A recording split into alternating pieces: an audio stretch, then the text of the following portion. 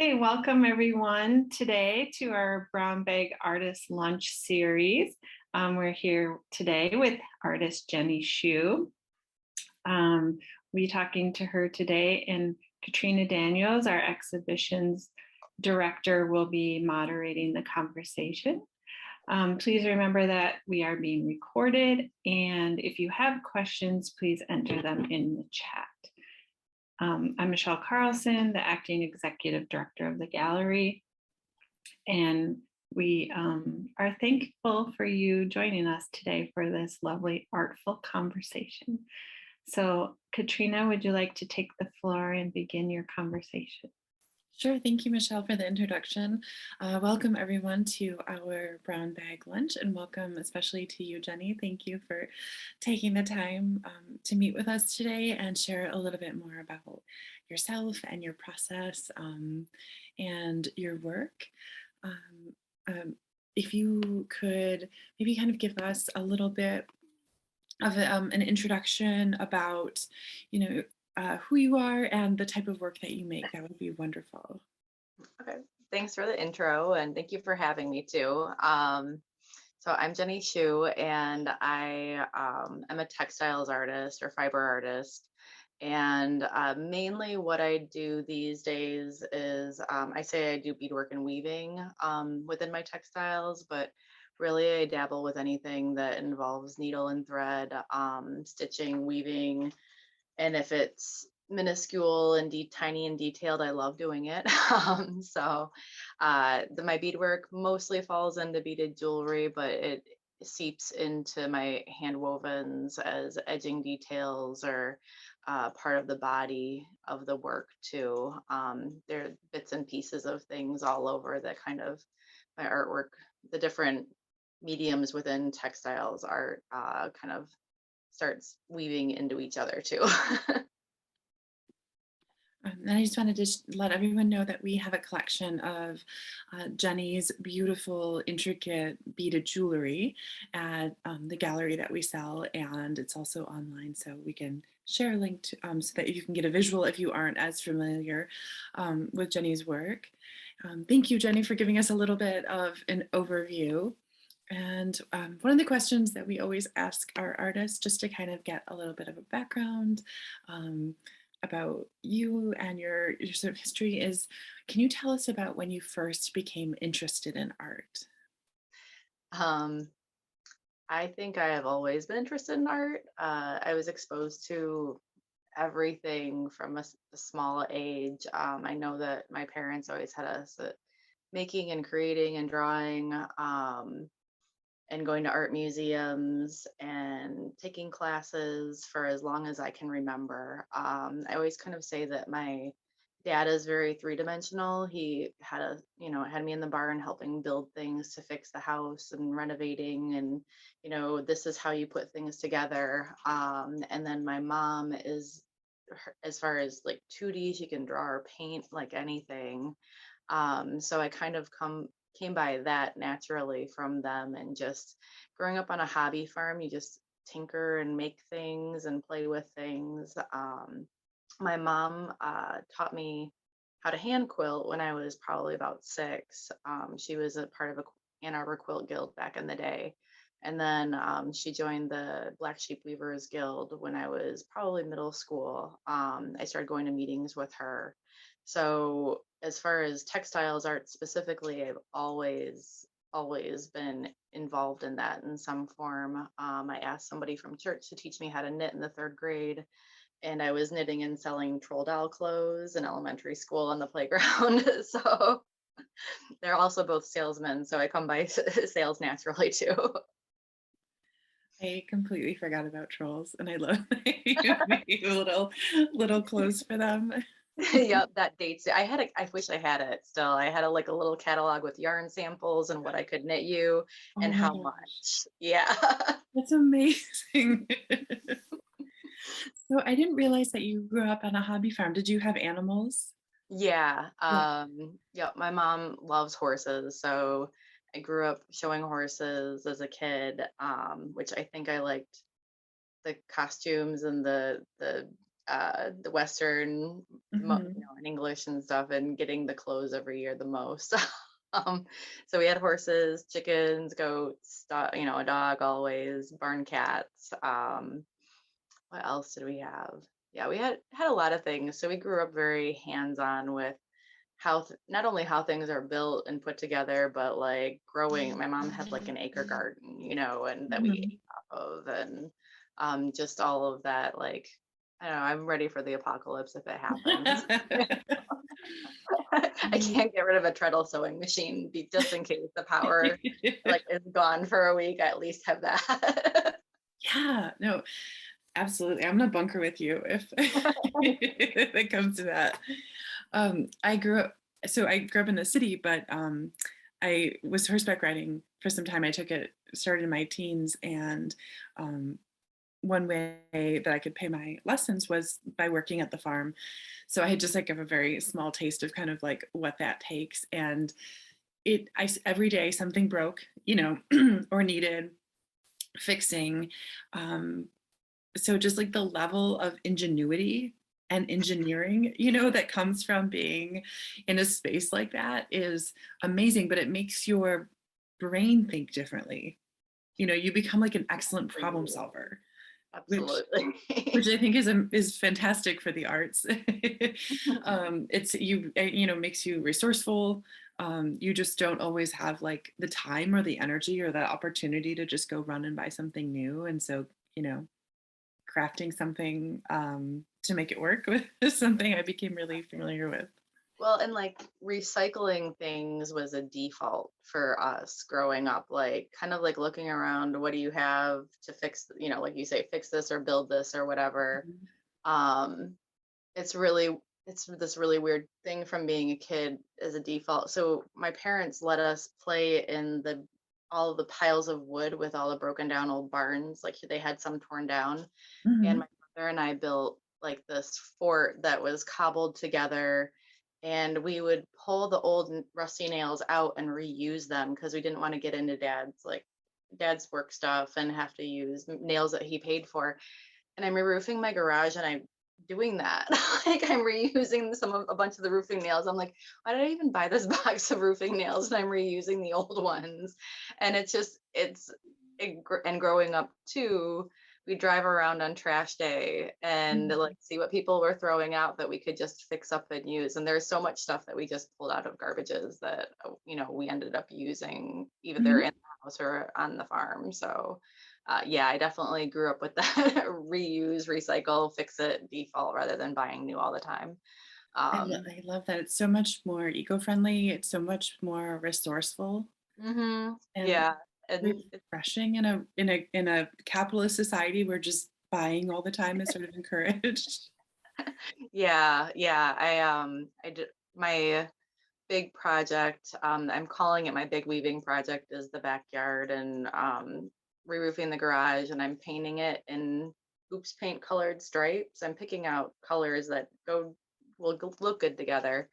But then I'm also collecting old doors and building a privacy fence of old doors, and it's just turning out fabulous. Like, and it's all cheap or free, and that it's very what I love to do, and it's that building quality that I enjoy doing, and putting together beads and how things interlock. Like that's with a lot of my beaded structures. That's like from woodworking to beads to whatever, they play into each other a lot. So I'm actually my day job now is Home Depot, and I sell doors, and which the door fence started before this job, but I can see doors and the way they're built and millinery starting to seep into some of my ideas as an artist. They haven't come to fruition yet, but one day it's going to start clicking in, and it's like, oh, that's from a door. I love that idea. Like just thinking through, you know, um, craftsman doors, and they have like sort of dental molding or, something more elaborate, but I could see those patterns and rhythms finding their way into your work for sure. Do you find that like the work that you're doing sort of on a larger scale, at your home is influenced by your fine art work? Oh, absolutely. Yeah, and that's the thing is I love the detail work and that's what I'm attracted to. So pulling and saving nails is just like picking up one bead at a time for me. It's all that and like the way I'm starting to stripe out the colors on my garage is the same way that I make some of my striped bracelets, is the way I think about color. It Mhm. all plays into each other back and forth. So and it's been kind of a nice break. I love woodworking and playing with that sort of thing and how it goes and just having playing with wood and cutting it up and doing things with it. So yeah, building refinishing the garage so I can have a wood shop has been like a personal goal. So it was really weird. I grew up with it in the barn with my parents, and then I went to art school and we had a wood shop available to us there. And then when I moved out to Colorado after college, it was like I don't have a wood shop for the first time in my life at 22. It was really weird. Like I didn't Mhm. know what to do with myself with some of the things. I just had this little tiny small bedroom, one bedroom apartment, and it was good. Like it was good to live that way, but I like having the space and the like my loom takes up the studio pretty much. Like I just everything that I want tool wise to create is big. So Yeah, I get that. Now your loom, are you doing like wall pieces with that? Are you doing like functional textiles? wall pieces. I think so. Part of my background is with the growing up with Weavers Guilds. I went to art school with the intention of doing textiles art, but I was very much thought on a small scale at the time and just thought I'd like to learn to weave things to sell at like art fairs. Mhm. And my I my professor Sherry Smith, who I'm very close to, kind of beat that out of me. Like, if you take this much time to weave something, people shouldn't be like wearing it on their body or wiping their face with it, or like towel, hand towels are a big thing for weavers, and they're gorgeous and they're beautiful and they're the best towels you'll ever have in your life. And I might end up making towels one day because it's a really great way to sample and play with patterning if that's what you're interested in doing. But Mhm. as far as my weaving work and working in the studio here, I do specifically wall hangings, and it's a slow process, but I'm focused on. I don't know if you've seen any of my word pieces. No. I have any floating around here, but um, so I checker out words that can be legible back and forth. And I think the big one that people recognize is she can't see the forest through the trees. So if somebody Googled Jenny Schu, forest through the trees, it'll pop right up. I'm working on a series of those types of pieces that kind of have a commentary on like something that people can relate to. It's a way that I've worked through a lot of stuff on a personal level, where my emotions and my thought processes are starting to seep into my artwork, and I like a little bit of wordplay. So yeah, so those pieces are the ones where people like I love going to an opening where there's one because people talk about it and oh is this that word or I think I see numbers in it or they take from it what their experience are necessarily. It's not they don't need to know what my background is necessarily. But I like to create those wall pieces that people can relate to is important to me. So where the smaller wearables like the jewelry, they're fun to play with color and design and shapes. So Thank you.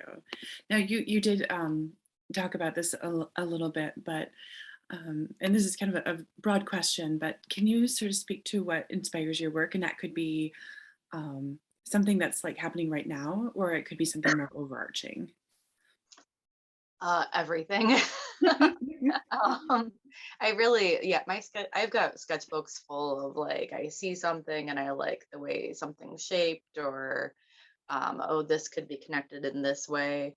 Um, but on a day-to-day basis, I am most inspired by colors that I see. I love following fashion trend colors, and you can look at them in advance with Google these days. You can just Google search Pantone color 2025 if you want, and start getting a sense of what's coming. So like I pulled these colors for spring.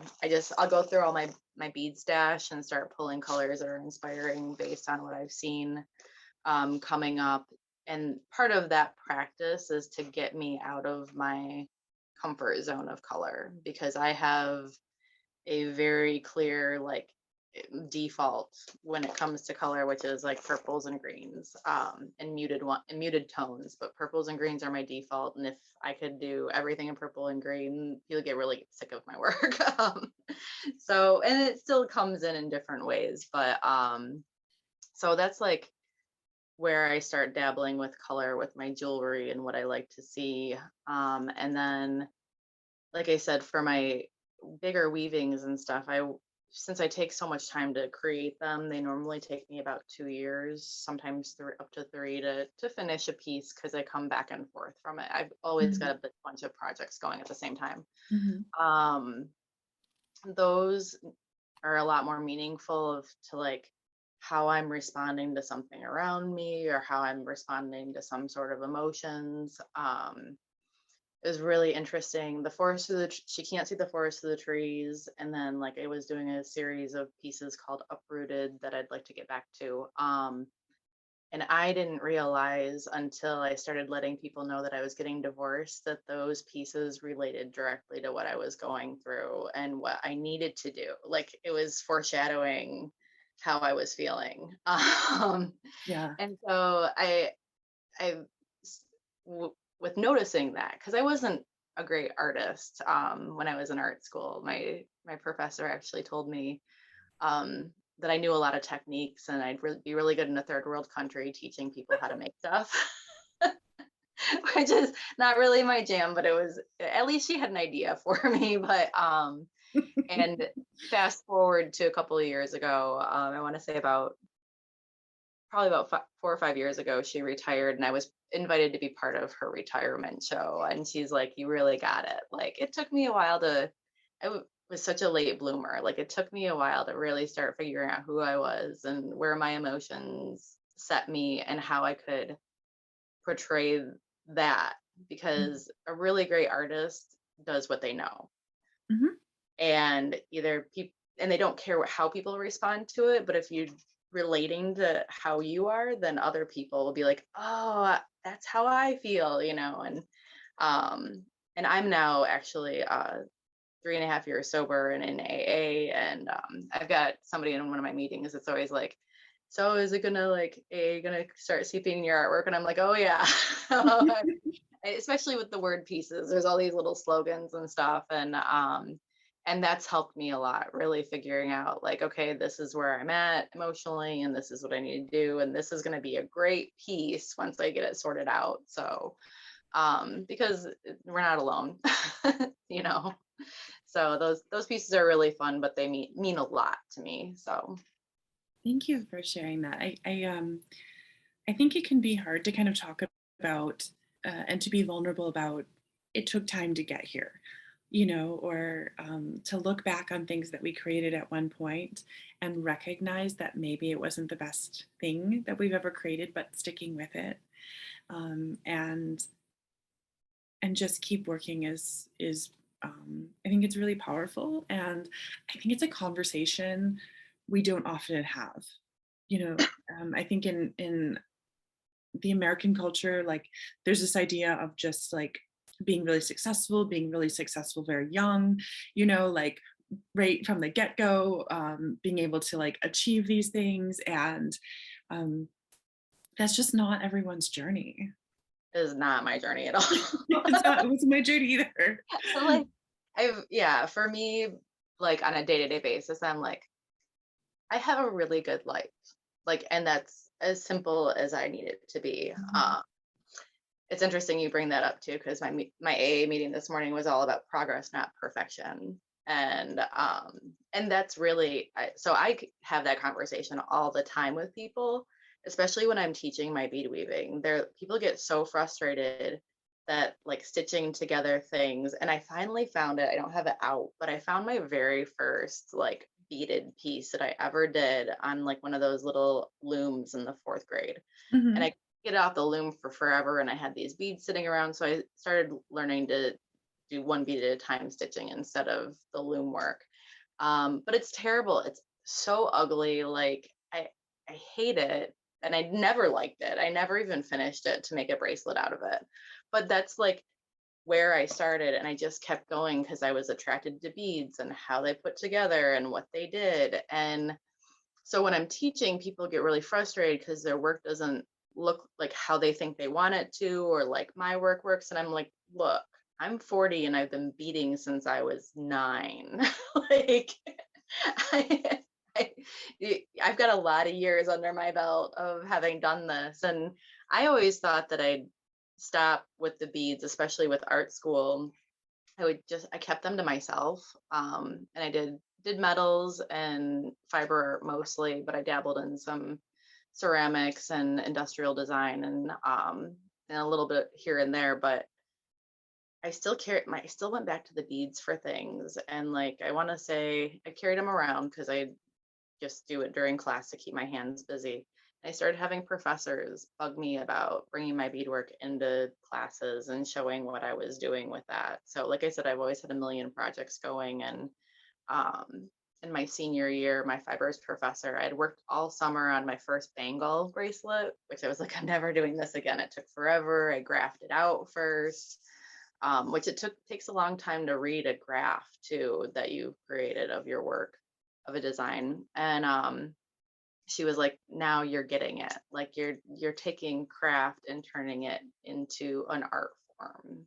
And there's like this gray area that you have to get through. There's not even like an exact line of like what's a hobby craft and what's actually like well crafted artwork, and I like kind of live in that gray mucky area for everything. So I think there's so much value in that area. Like I think of my grandma was somebody who could cook, bake, draw, so um, just incredibly talented, with her hands. And then um, there was sort of this generation of sort of moving away from that, and um, I think first one reason is because it was often thought of as like a women's art, and I think there was maybe a period of time or in some groups of folks who kind of wanted to push against that or move away from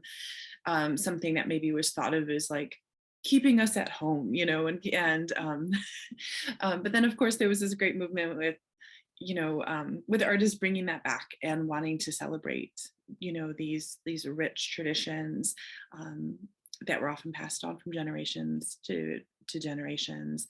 And it's also really interesting. We had this wonderful group of the Mandela Fellows, which is a group of African fellows, who it's sort of like the Fulbright Fellows who came to the gallery recently. And we had this conversation about sort of like art and craft and how it's also very cultural, why maybe a certain piece could end up in an art museum and then maybe a different piece ends up in the Natural History Museum. And it was really, really fascinating about how, and frankly, a lot of times it's through like the white lens that why certain things end up in certain galleries or certain places. Because I think about maybe work that like our, indigenous communities are making with beaded work and textiles, and how that's very much, a contemporary art form. Yeah, it's interesting you call it contemporary because it's like it's been around the longest though, Sure, sure. And so for me, so as I mentioned, I'm 40 and I've been knitting since elementary school. I was always picked on because I was called a grandma and only grandmas knit. But if you think about it, those grandmas have been knitting since they were very young. And I have these collections of old knitting magazines and pamphlets and stuff And like there are all these younger girls knitting bikinis and bathing suits, and like some of them my mom gave me and were like, don't leave these out for your brother to see because it shows a little bit of stuff. Like it's the 70s. Right. Um, and you know, so me as a little kid, middle schooler, dabbling this, getting picked on, but now I'm seeing like I was just like a generation off of everything because like now it's really cool. I was actually at a friend's baby shower recently, and the girl that was like behind the bar or whatever making drinks just for the group had some crocheting going, and I was like, oh, what are you making? She's like, I'm making a bikini. And I was sweet. So it just it's weird because I feel like it more skips around in generations rather than, oh, this is in and this isn't. I think for me personally, the big thing was finding an art school that had textiles or fiber art. I am not up to snuff, but a lot of them are getting rid of their textiles programs because they don't consider it a fine art form. It's really like that's why I think my professor took so long to retire, because she was holding down the fort with the textiles program at University of Michigan. And I think they might still have something going, but I've heard that the looms aren't in use and that sort of thing. So it's sad to see that. But it's also really exciting to see at least the DIYers jumping into these forms. Being part of guilds my entire life, I wish I saw more of the DIYers finding those guild communities and supporting the guilds. And the guilds are always like, how can we get more young people? And I'm like, don't be so cliquey. I don't know, because everybody knows each other and they've all known each other for forever. Mhm. And we are a lot of them have been very, very welcoming, and they're always welcoming to me, but some of them have known me since I was 12, you know. So they're excited because they've seen me grow up with this. But whenever I see somebody that's younger, I'm like, oh, have you heard of it? I don't know. I'm not a joiner. I don't like joining groups or teams, but I think the guilds, I wouldn't be where I'm at today without that initial support of, I had no idea you could go to college for textiles for fiber art. When I was looking at colleges, I was going to go to Right. business school and just do whatever. And I had like a bunch of weaver moms going, you should go to art school for weaving. And I was like, you can do that? I love this idea. I hadn't thought about like for myself either, like joining a guild, but I love that idea about, again, that like intergenerational learning. Um, and also, I mean, I think about something as like a quilting bee, you know. I think there's, you could think about it as something as sort of quaint, but also sort of radical about like women coming together, you know, as a group and creating and supporting their community in a way that they know how, you know. I was listening to this really powerful story about the AIDS quilt that was made in the 80s. Yeah. Okay, so for folks who might not be aware, there was a group of activists out of San Francisco who, in an effort to try to create more awareness for AIDS and the research around AIDS in the 1980s, created an AIDS quilt that was brought to the Capitol lawn in DC. And I listened to this beautiful story about how some of these women who are still makers and DIYers and fiber artists from this time were digging up some of the old fabric that they had during the initial lockdown and started creating masks out of this fiber that they had left over collected from the AIDS quilt from the 80s. And it just like resonated so deeply with me about these, you know, these activists and these fiber artists coming together yet again, you know, coming together and being like, we're here to do what we can in this space, you know. So there's just like another lens of kind of looking, you know, through as something where maybe some folks, I'm sorry to hear that the University of Michigan or some of these other art schools are feeling like maybe this is like they're moving away from it, because I think there's just so much value, There, in that there work.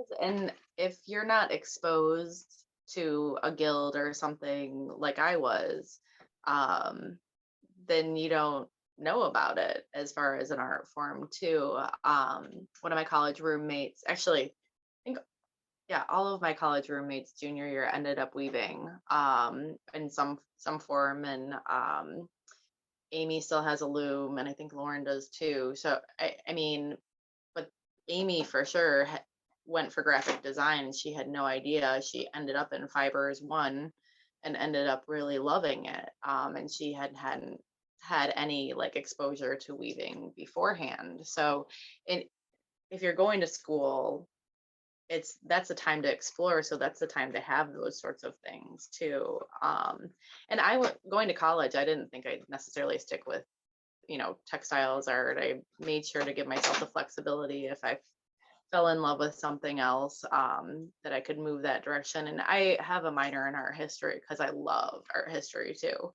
Um, and that's one of the other cool things that Michigan did at the time was I don't think they do anymore, but they required you to have a certain amount of art history classes for your art degree.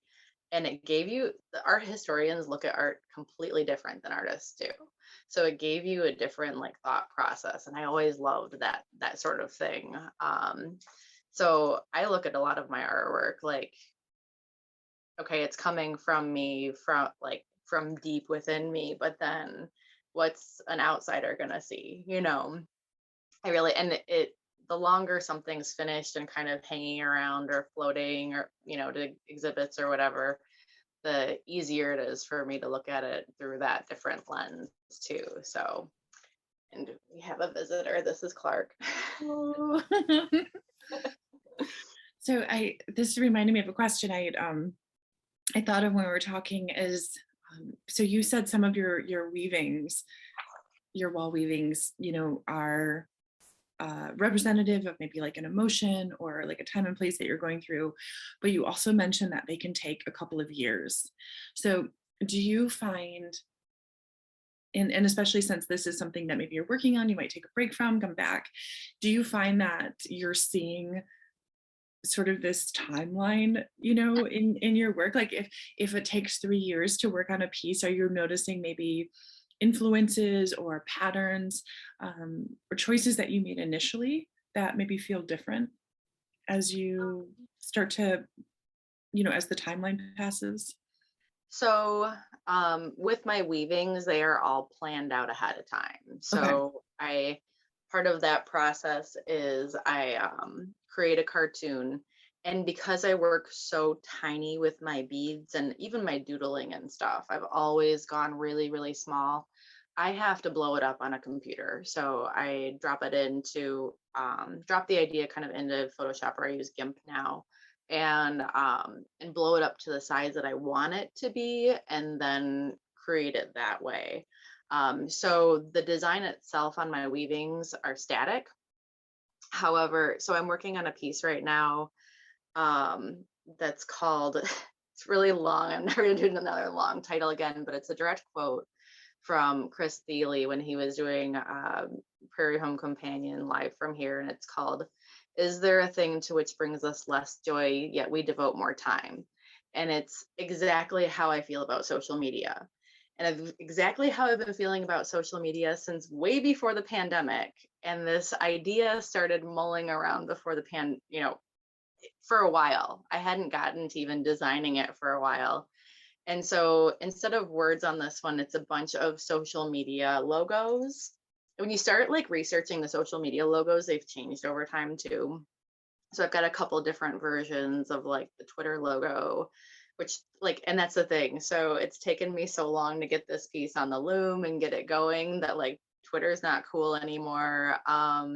TikTok exists now. It didn't Mhm. before. Like for me, the timeline is, holy crap, if I'm going to do a social media piece, I've got to get on it because I can't keep up with how quickly the internet moves. So if it's like halfway done and it's already dated. but but I realized even before I joined AA and stuff, how much of a drain social media was to me, and how much time wasted on Facebook seeing people go back and forth and the comments and whatnot. And so I finally hit a point in my life where I'm like, oh yeah, I need to post something on social media. Oh, have I even posted anything this week? Because I have to stay somewhat relevant through there. But like, yeah, I still exist, but I'm really good just like quietly living in my little corner of Lansing. I hear So, that. but usually the more emotionally based pieces are something I've had all my life. So, um, it's more of like my character defects that keep cropping up that I'm like, I've got to address this, then something there's not at my age, I think there's not a lot of change within me happening. It's just how I'm handling that stuff. And that's where I've changed Mhm. a lot. Like one of my friends, she'd been out of town, living out of town for a long time, and we were hanging out, and she's like, wow, you're just so zen now. When I was drinking, I was very, very wound up. Very, very wound up. Yeah, I agree. I feel like I'm infinitely more patient now, like at the age that I am currently than I was like in my 20s. Yep. And that's like such a gift, like just being more self-assured Hmm. as well is fantastic. It's just like, it's just such a, it's like something you can't imagine. I think when you're younger, and it's Yeah. there's like a totally different level of peace. There is. And it's like, I know I'm on the right path now, and that I just take the next step to do the next right thing and move forward. And what do I need to do next? And I Mhm. still fly off the handle and go different directions, and I have to reel myself back in and refocus. But and I'm doing a lot. Like that's one of the things I'm like, normal people don't do this. Like I have a full-time job, and then I go home and I work on my beadwork at nights while I watch TV. And then when I have like a chunk of time, that's when I weave, and I'm teaching workshops, and I'm developing I'm going to be giving a 90-minute seminar on how to how to prepare your work for exhibit Oh, with the nice. Weavers Guild of America. And you and I have discussed this, how Mhm. having your work ready to hang versus like trying to leave it to somebody else to figure it out is like, and weavers are really bad at that. So I'm really excited to be doing that seminar. So I'm working on that and getting samples, and what do putting that PowerPoint together, and kind of I've got a lot of pots going, a lot of plates spinning in the air. And that's just always how I've lived too. So I'm like working on learning to accept that. Sorry, Clark's jumping around the studio. Oh, no worries. and and yeah, so and then like normal people just like go to work and go home and make dinner and relax. And like I'm not good at relaxing. Today is going to be a day that I work on relaxing. Because my whole body hurts from re-roofing the garage and stuff. I'm almost done with that project, but but I love doing it too. Like I'll work myself to death one day. Right. Well, I wanted to kind of let everyone know I've gotten so absorbed in the conversation with Jenny, but in a comment section, Sabrin, my associate, did drop a couple of links for you to see examples of Jenny's work. Thank And you. then you're welcome. Just as a reminder, if anybody does have questions, we're getting closer to the end, so please feel free. And Jenny, you highlighted this a little bit about some of the things you're working on. But if our guests were interested, of course, they can see and purchase your beautiful jewelry from our gallery, both online and in the gallery. But if they were interested in seeing some of your larger wall weavings, or participating in a workshop, where would they find more about is there a website or social media they can follow? So I have jennyschu.com, And that's something I taught myself at the beginning of the year. So if it doesn't load initially, just reload it because I don't know. I'm still web design has never been my thing, but I was like, I need to learn to do this just so I can manage what's on there myself. So jennyschu.com, that's JENNYSCHU. And then I have a little bit of a shop there, but I prefer to sell through galleries. That's more so people can see price points and that sort of thing. I do have a calendar that I try to keep up on top of there. And then if they're interested in what I'm most currently doing, which is sometimes dabbling outside and the door fence and that sort of thing, my blog, which you can get to from my website, or I think it's just jennyschu.blogspot.com or something. If you just type in Jenny Schu blog, it'll pop right up. Okay. I am on Facebook. I use Facebook and Instagram probably the most if I am using a social media. I think I'm on Twitter still, but I just kind of blast out information there. I don't engage on Twitter anymore. I don't know. I don't do TikTok or Snapchat. I'm too old for that. I have the things and they scared me. So and that's the thing is I sign up and kind of if I ever want to dabble in it, I have like the Jenny Schu 4 handle. It's JENNYSCHU, the number 4, which is my favorite number. Something like that. Or just people if they see it. So my newest jewelry I'll post on my blog won't necessarily go to any place. I have people that just contact me if they're interested in something. Otherwise, Lansing Art Gallery. I have Angelwood Gallery in Ohio, a gallery on 5th and Calumet, and one in Petoskey too, which Crooked Tree Art Center in Petoskey. I'll carry my jewelry, but I'm trying to give myself a little bit. Jewelry always happens; it keeps happening. I've been trying to break a little bit from that to do my larger things, but it just kind of falls out of me because it's fun to play with color that way in small forms. So Sure. I get them out there eventually if you don't get to them directly through me. Okay, fantastic. So, and again, we dropped your website in the chat. So, for folks who are interested in kind of staying more current, wanting to learn about your workshops, I love the idea of this workshop for getting your work exhibit ready.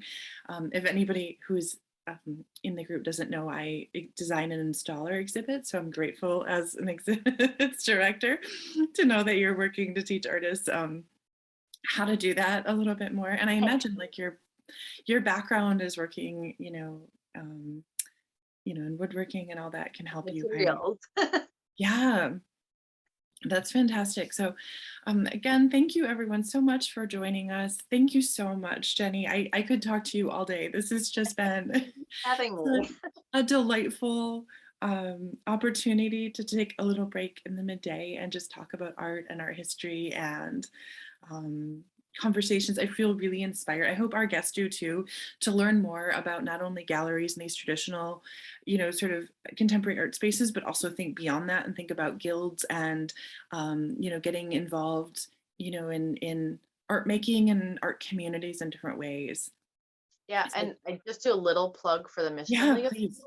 Michigan League of Hand Weavers. They've actually started a mentorship. They're working on a mentorship program, Okay. either whether or not you're looking for somebody to help you directly dip your toes into weaving. And it was great during the pandemic, and people have gotten a little busy now, but even that's a good spot for if you're in Michigan, it's the Michigan Big Guild, and then they can direct you to where your small guild is.